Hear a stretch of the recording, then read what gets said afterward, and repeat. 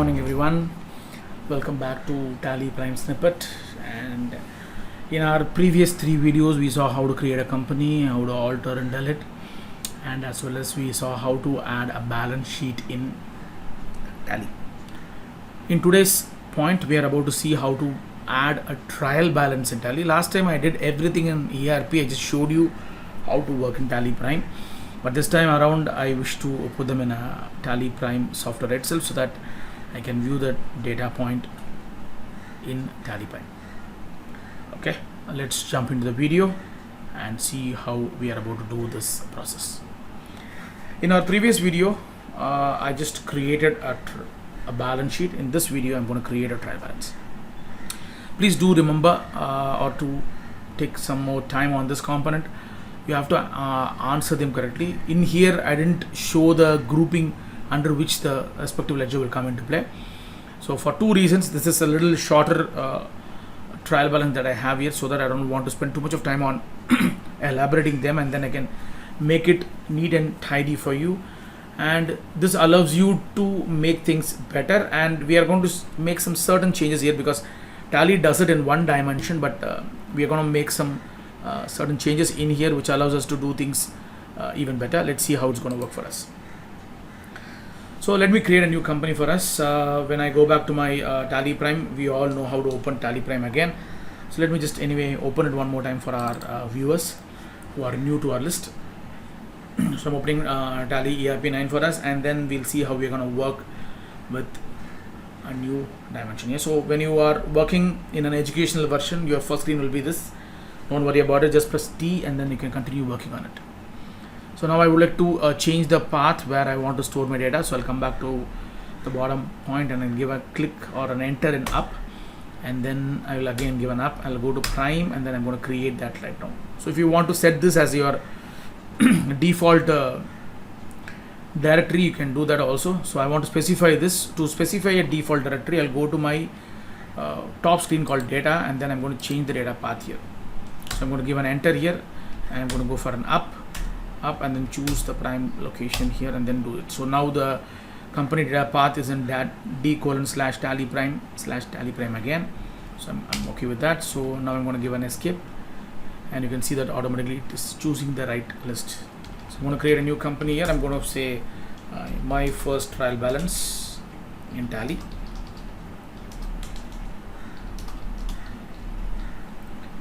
Tally Prime release 1.13. So I'm just making it to much more clearer point. So I'm not going to change anything here. I'm going to keep the financial year as it is. I'm not going to go according to the data here, but here you can see that it says the financial year has to be 1st of April. So if you want, you can definitely swap the dates to 1/4/2018 and then save this. The method doesn't change. Whatever we do in our basic balance sheet feeding, the same is going to be followed even in here, but don't worry about it. The only thing is when you are reporting component comes into, that is where your data will change here a little bit.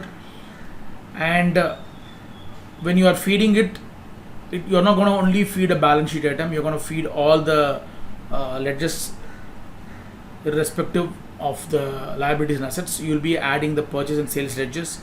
You'll be dealing with direct and indirect expenditure, direct expenses and direct income, indirect expense and indirect income too in our trial balance. When this will happen to us?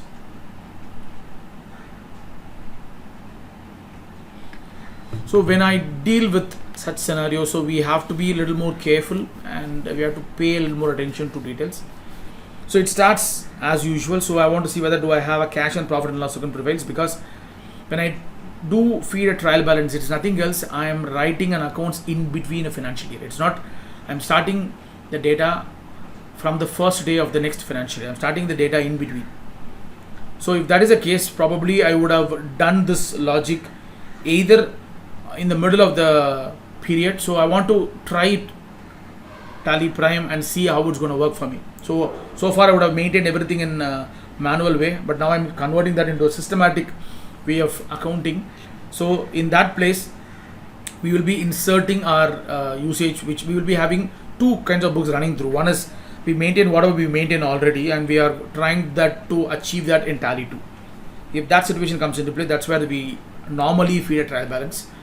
People tend to give a trial run first on Tally and see how it's going to work for them, and then they can implement it better. That's the way Tally implementation can be done in a pretty proper way. So now we will always start like we did in our previous point. So I'm going to alter the ledger that I have here. So when I go down, I have cash and profit and loss account, the default ledgers available in Tally. And when I go down here in the trial balance, the profit and loss account is not shown in here. So I'm not going to bother much about it. I'm going to add only the cash here. So I'll come back to the cash, and Control N will take you to the last line. I'm going to feed the opening balance there, and then I'll save it. So my cash transaction is fed. So now I want to continue my creation of ledgers. So I'll create, go to the ledger, I start creating the ledger. Normally when I give the opening stock here, so normally we don't maintain the stock in ledger point, but some situations we might have to spend, because those who don't want to show the stocks, because their stocks is so cumbersome and it is not repeating multiple times. It will come one time, the next time we may never know that whether it will come or not. If that is the situation, people maintain stocks separately and keep the overall valuation of stock in Tally. So that's what we are trying to do right now. So I'm going to feed the ledger in Tally here. When I do that, it will not hit my accounts. You can see that the stock, after addition of stock, you won't see that changes here. But when we are seeing a report, I'll show you how to adjust this. So the rest of them are typical here. So I'm going to write the purchase here and go back to the purchase account, and then go to the last line and add the purchase value 16,750, and you can see automatically my trial balance is getting updated. And then I'll say discount allowed. So again, I'm making it like a more of a school kind of a structure here. So generally we'll get a discount here. We won't call it a discount allowed or discount receipt or something like that. So when the discount allowed is mentioned here, it is an expenditure for me. So that's why I coined it under indirect expenditure. Then I started feeding the values here. Then the next part is the wages. Again, wages will be a part of your manufacturing component, so it will be a direct expenditure for us. So those who are working on this, the basic logic is any expenditure which hits your factory component will all be direct. Any expenditure which hits your administration or selling and distribution expenditures and so on will hit your indirect expenditure. I'm giving you a basic idea about it. I'm not getting into detail. If you want a detailed idea about it, please comment me on it. So I'll give a new video on how the groupings will be added, or what are the basic or regular ledgers are used in the real world. Based on that, we can go for one small video of a 30-minute video, which allows us to understand which are the ledger will come in direct expenditure, which are all the ledger will come in indirect expenditure. So which one I term it as liabilities and which I can term it as assets in a real world. So now I'm feeding all the data and I'm side by side explaining the logics also. So I'm going to say next sales. Then I have a sales ledger here, and then I'm feeding the values here. You can see most of the time it gives you the right logics for us, but when we are working with similar kind of a ledger, that's where our real problem comes into play. So please be careful when you are feeding a trial balance, because the debit credit will sometime be weird. So probably when we are going through this particular exercise, I'll tell you when we have to be a little more careful. So I'll tell you how to work if such situation comes into play and why we have to do that. So I'll tell you that also. So I'm keep feeding all these data here. So wherever I have a similar pattern of ledger, I'm just going to that list. If you are very sure that this is the ledger that's going to come in this particular header, then you don't want to go to the grouping part. You can directly jump to the amount value after feeding the ledgers here. So again, carriage inward will be a transportation point. Again, deliveries inside our company, so we will be terming that as a direct expenditure. And then again, as I told you earlier, all my administrative, selling and distribution expenses will all be coming under indirect expenditures. So I'm going to keep that as indirect expenditure and continue my components here. And then I'm going to say this, then continue it here.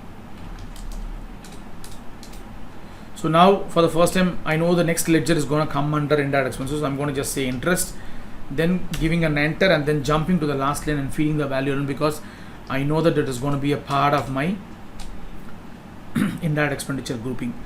Then I'm going to build the next ledger called building. It's going to come under fixed assets, and then I'll feed the value there, and I'm going to feed the next point called furniture. Even this I didn't go to the grouping part, I just jumped to the amount value automatically because I know that furniture is a part of my fixed assets. Here comes the first list. So when I do a sales returns, when I go to the grouping, I don't have a sales returns group here, so I have to feed them in a sales. When I do so, it will take the default component of sales. So when I give a value in it, it shows the credit balance here, but the sales returns is an opposite part of our sales, so I have to convert them as a debit. So in here Tally may give you a wrong dimension because of the group selections that we have here. So it is our work, or it's our duty to convert them into the right side of our trial balance, so whether it's a debit or a credit. The same way I'm going to have a common point here called debtor, so I'm going to call them under a data component here, and then add the values here.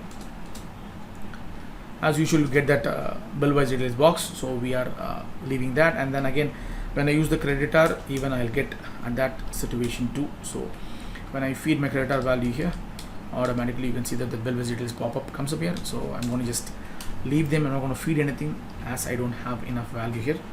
And finally I have my capital coming up here, then I'm going to feed that value, and I'm going to save it. And if you can see that the cash is already done. Again, when I use a purchase returns here, again here we will be facing the same scenario like we did in our sales. So when I go down here, it's going to pick up the value in debit, but as the purchase returns are the opposite side of a purchase, so I'm going to say credit here. This will not convert the components in the list. So now we can see that I have entered almost all the value. You can see a difference of 5,000 rupees appears here. This is because we have one F11 feature that I have activated, because when I open the company, you can see that activation comes into play. You would have done that a long ago, but I would like to just recap that component, because if I said that in the first instant, probably you would have absorbed that as a feature activation deactivation, but the purpose of it may not be realized here. That is the only reason why I didn't do the deactivation in the initial front. So now I'll press an F11 in here, so that takes you to the next line. Now I'm going to go down the fourth line here, which says that integrate account with inventory, but I never had an inventory in my accounting yet. Only I'm maintaining the stock, that too in a ledger format, not in a detailed breakup of stocks. If that is the case, then I'll keep the inventory or integration of accounting and inventory as set to be no here. When I do that, automatically you can see that once I save the feature, your 5,000 rupees differences will go off. So let's see how to view a report here. So I'm going to come out of the screen. Again, this trial balance will not be a part of your gateway of Tally first screen. So you have to go to a display, more report, and then choose the first option called trial balance. The advantage of trial balance is when I give an Alt F1, it gives you the first level breakup. If you want to detailedly break each and every component, for example, if you want to know who is the sundry creditor here, then I can extract it by giving a shift enter at the bottom. The same happens in my sundry debtors also, and I can just expand each and every component in a detailed part. I'm doing it one by one because most of my ledgers are available in the list here, so that's the way it works for us. So let me see what are the change view that I have here. I'm going to just say Control H. You can see that you can see a ledger wise. So that is what I should have done in an earlier part. So when I give a ledger wise, it will show only the ledgers here. So instead of that, if I want to change something else, I can just give a Control H again. I'll go back to the group files again. And if you want to break them in a monthly breakup or a cash flow, fund flow, receipts and payment, if you want to convert this into receipts and payment entry, then I can just do that. But again, it won't give you any change because it will only show you the cash balances here. So let me come back to the normal vertical view, and then I'll swap this to ledger wise again. So when I give an escape here, and you can come back to the old screen that I have here. If you want to expand all of them in one shot, so instead of doing one by one, so now I came here to expand the sundry creditor separately, opening stock separately, debtor separately, cash separately. Instead, I want to do it all at once. Press an F12 feature here, and then you can see a line here which gives you a complete breakup here. So now I'll go back to one line here called expand all level in detail format. I will set this as yes, and then I'll save it. So now you don't want to manually break them one by one, and you can see them all in this list. in a simpler point. So I'm going to just give this. When I give an Alt F1 once, now you can see that it gives you all the breakups that you have here. But again, my creditor and debtors are not showing up here, so let me just manually do that, because it only shows the stock and cash alone.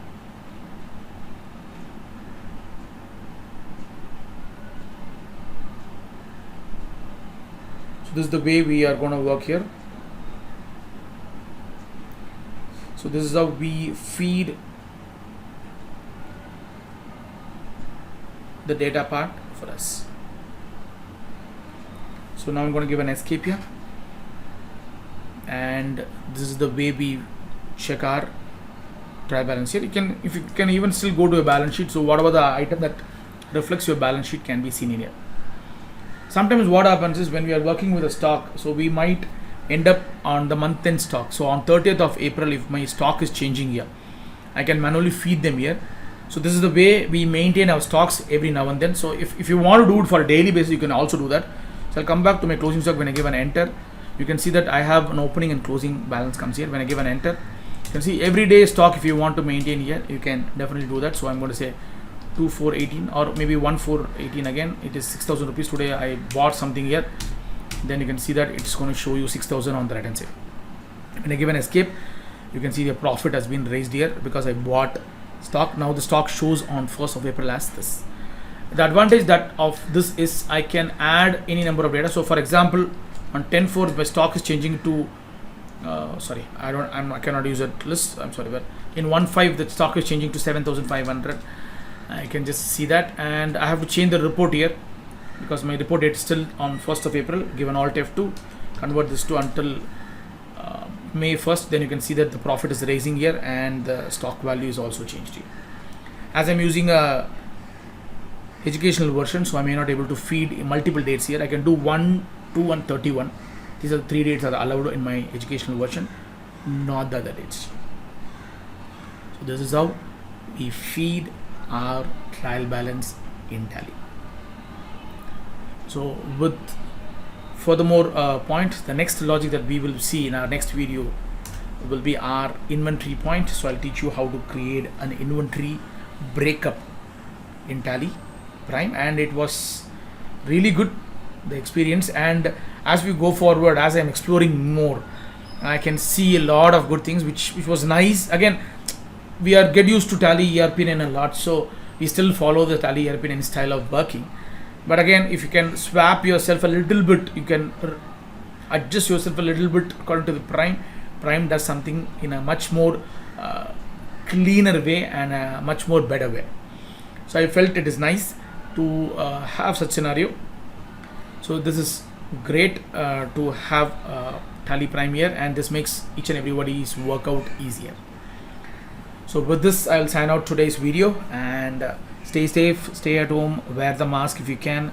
If you have to travel, please try to be as safe as possible, and if you're standing in a queue, please do maintain social distancing. Hope you enjoy my video. Stay updated and stay safe.